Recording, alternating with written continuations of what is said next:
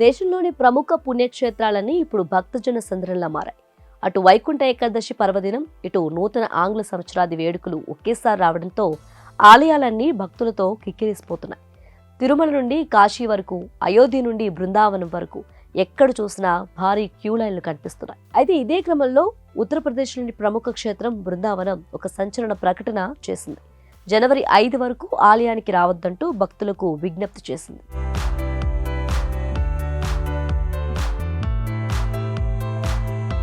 ఉత్తరప్రదేశ్లోని అత్యంత పవిత్రమైన పుణ్యక్షేత్రం బృందావనం. ముఖ్యంగా ఇక్కడ బాంకే బిహారీ ఆలయానికి భక్తులు పోటెత్తుతున్నారు. కొత్త ఏడాది వేడుకల నేపథ్యంలో లక్షలాది మంది భక్తులు మధుర బృందావనానికి రావడంతో అక్కడ వీధులన్నీ కిక్కిరిసిపోయాయి. భక్తుల రద్దీని నియంత్రించడం అధికారులకు కష్టంగా మారింది.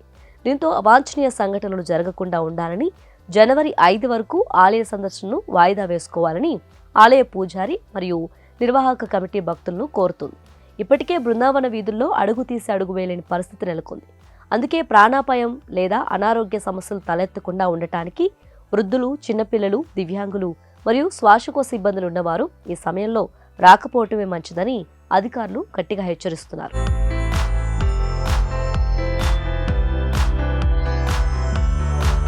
మీ భద్రతే మా ప్రాధాన్యత అని బాంకే బిహారీ ఆలయ కమిటీ స్పష్టం చేసింది. ఇక పరిస్థితిని చక్కదిద్దేందుకు మధుర జిల్లా యంత్రాంగం రంగంలోకి దిగింది.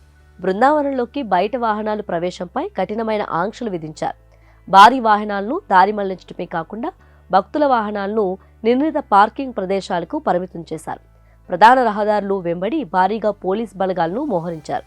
కాబట్టి భక్త మహాశైలారా, మీ ప్రయాణాన్ని జనవరి 5 తర్వాత ప్లాన్ చేసుకుంటే ఎలాంటి ప్రమాదం ఉండకపోవచ్చు.